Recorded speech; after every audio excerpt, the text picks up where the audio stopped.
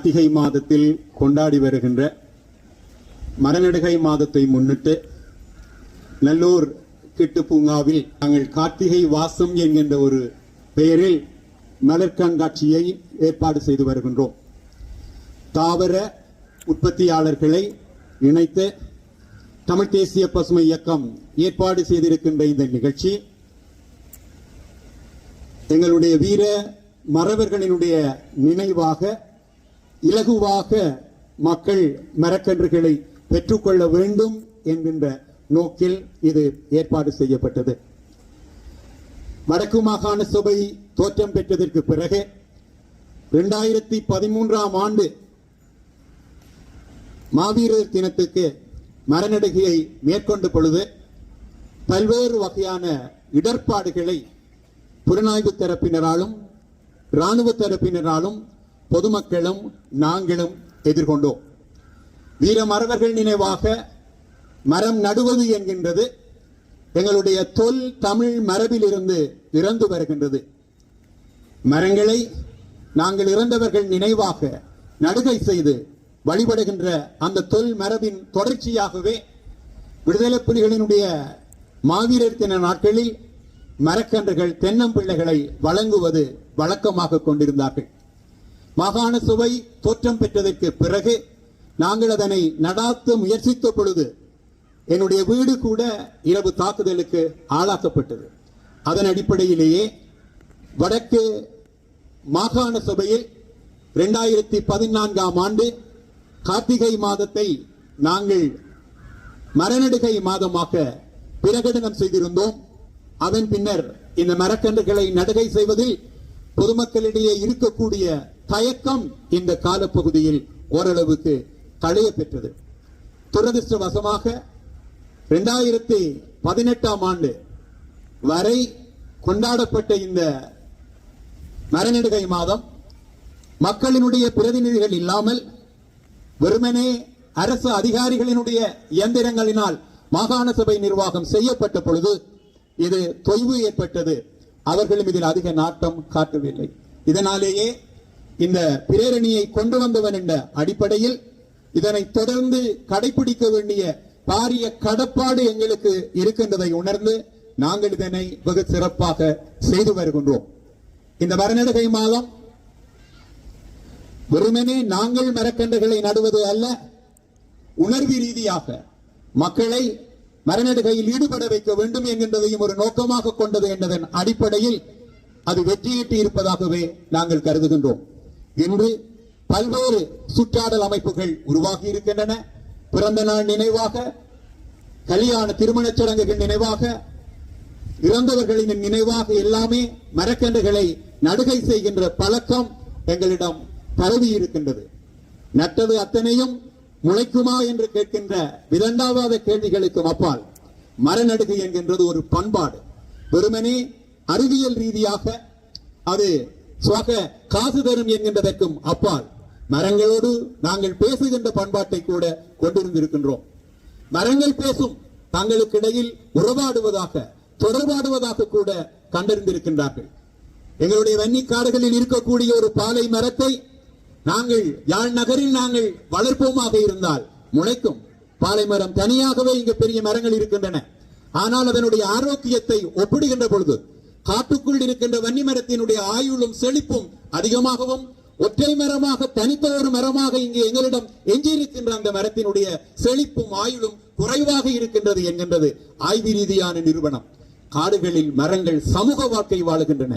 ஒன்றுக்கு ஏதாவது நோய் ஏற்படுமாக இருந்தால் அதற்கான ஊட்டச்சத்தை மற்ற மரங்கள் தங்களுடைய வேர்களினூடாக வழங்குவதாக கூட கண்டறியப்பட்டிருக்கின்றது.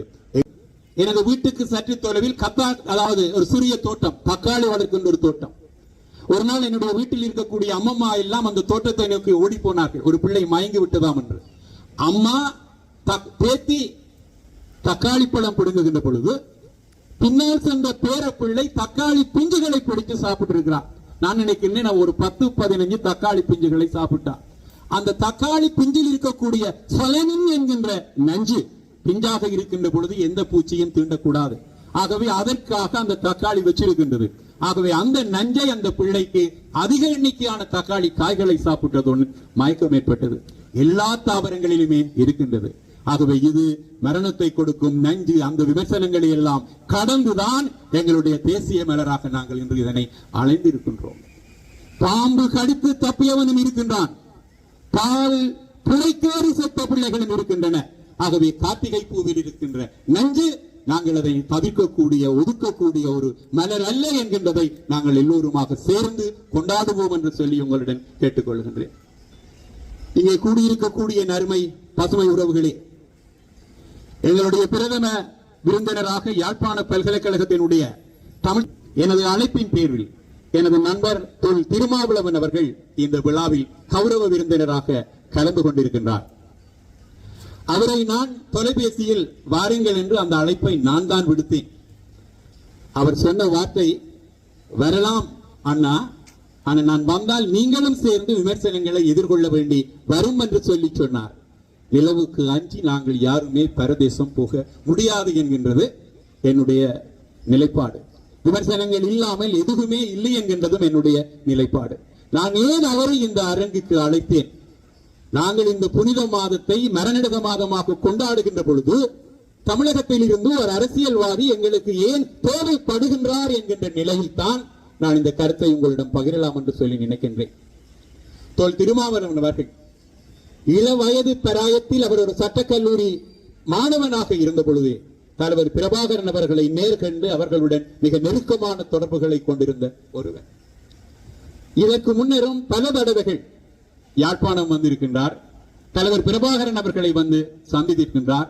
அந்த சந்திப்பில் அருகாக நான் கூட அவருடன் அமர்ந்திருக்கின்றேன் சாட்சியாக. வரலாற்றினுடைய பக்கங்கள் கிழித்து விடப்படக்கூடாது. அது சரியோ தவறோ என்கின்றதை, வரலாற்றுக்கு சரியும் இல்லை பிளவியும் இல்லை, சம்பவங்களை பதிவு செய்வதுதான் வரலாறு என்கின்றது. எங்களுடைய விருப்பத்திற்கு ஏற்ப அதனை திரிப்பதோ அல்லது அதனை கடந்து செல்வதோ என்கின்றது எந்த வகையிலும் அறமாக்காது தப்பித்து போகின்ற ஒரு நிகழ்வு. அவர் இங்கே வந்தது என்கின்றது ஒரு தமிழ் தேசிய நிலைப்பாட்டில் எங்களுக்கு அவர் தமிழகத்தில் உதவியாக இருப்பார் என்கின்ற அடிப்படையில் தான் தலைவர் பிரபாகரன் அவர்களினால் பல தடவைகள் அவர் இங்கே வரவழைக்கப்பட்டிருக்கின்றார். இவர்களுடைய அந்த இயக்கம் சார்ந்த உறவுகளுக்கும் அப்பால் தமிழ்நாட்டில் இங்கிருந்து வந்து சிகிச்சை பெறுவதற்காக தத்தளித்த எங்களுடைய போராளிகள் பலருக்கு அவர் அங்கே சிகிச்சைக்கு ஏற்பாடு செய்திருக்கின்றார். எங்களுக்கு உதவினார்கள் என்கின்றதின் பெயரில் இன்றும் பலருடைய கடவுச்சீட்டுகள், அவருடைய உறுப்பினர்களுடைய கடவுச்சீட்டுகள் முடக்கப்பட்டிருக்கின்றன. எத்தனையோ பேர் வந்த சிறைகளில் பன்னெடுங்காலம் வாடியிருந்திருக்கின்றார்கள்.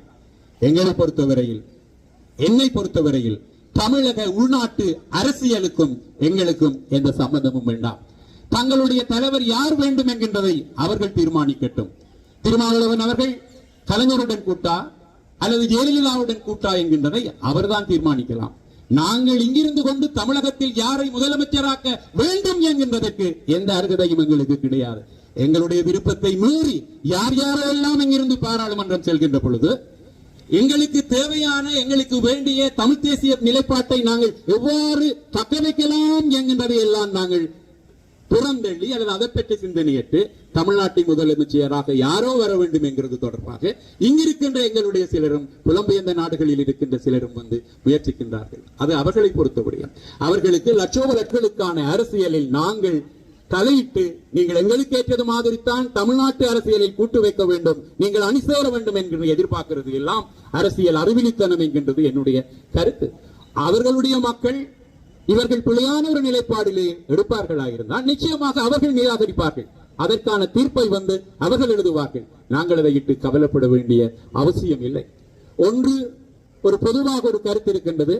தமிழகத்தில் ஈழ ஆதரவு நிலைப்பாட்டை ஒரு அரசியல்வாதி முன்னெடுப்பாராக இருந்தால் அது திருமாவளவனாக இருக்கட்டும் அல்லது சீமான் அவர்களாக இருக்கட்டும் வைகோ அவர்களாக இருக்கட்டும், இங்கே இருக்கின்றவர்களுக்கு ஒரு நிலைப்பாடு இருக்கின்றது. எங்களை பற்றி பேசி பேசித்தான் அவர்கள் தமிழ்நாட்டில் தங்களுடைய வாக்கு வங்கியை வளர்க்கின்றார்கள் என்று சொல்லி முற்றிலும் அது தவறு. எங்களை பற்றி பேசாதவரா வைகோ? இவர்கள் தலையெடுப்பதற்கு முன்னதாகவே அவர் பன்னெடுங்காலம் வன்னிக்காட்டில் படம் எடுத்து அதையெல்லாமே அங்கு பரப்புரை செய்திருக்கின்றார். ஈழ ஆதரவு நிலைப்பாட்டில் அவர் ஒரு உறுதியான ஆரம்ப கட்டாவாக செயற்பட்ட நிலையில் அவரது கட்சியை பெருமளவுக்கு வளர்த்துக் கொண்டு செல்ல முடியவில்லை. ஆகவே ஈழ ஆதரவு நிலைப்பாடு இருந்தால் அவர்கள் தங்களை வளர்த்துக் கொள்வார்கள்.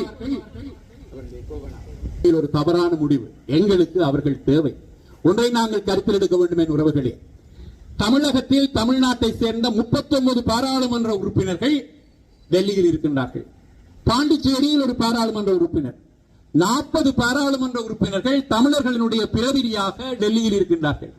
இந்த 40 பேரை யுத்தத்திற்கு பிறகு சரியான முறையில் எங்களுடைய கருத்துக்களை பேச வைக்க முடியாத நாங்கள் இந்தியாவை அல்லது மத்திய அரசை எங்களுக்கு சார்பாக எப்படி மாற்ற முடியும்?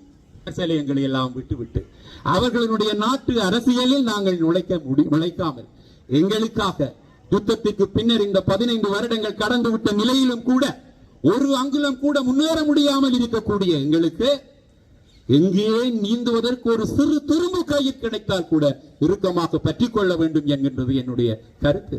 ஆகவே தமிழகத்தில் எங்களுடைய குரலை மீளவும் அழுத்தம் திருத்தமாக ஒழிக்கக்கூடியவர்களுடைய ஆதரவு எங்களுக்கு தேவை. தமிழ்நாட்டு அரசாங்கத்தால் எங்களுக்கு எதுவும் தனிப்பட்ட முறையில் செய்ய முடியாது. டெல்லி ஒரு பேசாத பொருளாக மெல்ல மெல்ல நழுவிக் கொண்டிருக்கக்கூடிய எங்களுடைய விவகாரம் மீண்டும் மேசைக்கு வர வேண்டும். டெல்லியால் ஆகுமா, டெல்லியால் உங்களால் அசைக்க முடியுமா என்கின்றதற்கும் அப்பால் தமிழ்நாட்டு மக்களை நாங்கள் எங்களுடைய பிரச்சனைகளை தொடர்ந்தும் பேச வைக்க வேண்டும். நான் ஒன்று சொல்லுகின்றேன்.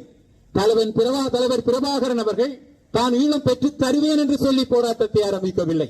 அவர் ஒரு அஞ்சலோட்ட வீரர். யாரோ ஏந்தி வந்த அந்த தீப்பத்தத்தை அவர் வாங்கி வந்து இன்றைக்கு எங்களிடம் கையில் தந்துவிட்டு போயிருக்கின்றார். அந்த தீபத்தை கொண்டு ஓட வேண்டியவர்கள் யார்? நாங்கள். ஆனால் நாங்கள் அதனை மணலில் போட்டு அழுத்தியும் தண்ணீர் விட்டு நசுக்கியும் அதனை அணைத்தோமே தவிர அங்கால் நாங்கள் கொண்டு செல்வதற்கு நாங்கள் சித்தமாக இருக்கவில்லை. ஆகவே இன்னொருவர் வருவார், அது யாராகவும் இருந்துட்டு போகட்டும்.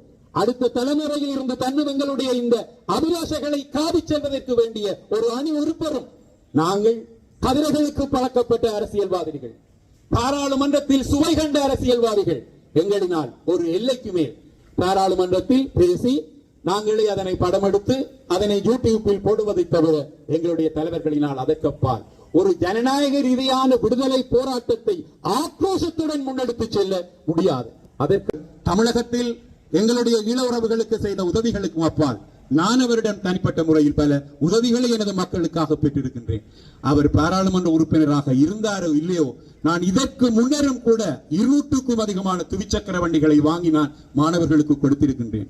கொரோனா பேரிடர் காலத்தில் உலருணவு பொறிகளை யாருக்குமே தெரியாது, அவர் தான் கொடுத்தார் என்று சொல்லி பத்திரிகைகளில் கூட அது செத்தியாக வராது. அதற்கும் அவர் ஆசைப்பட்டதில்லை.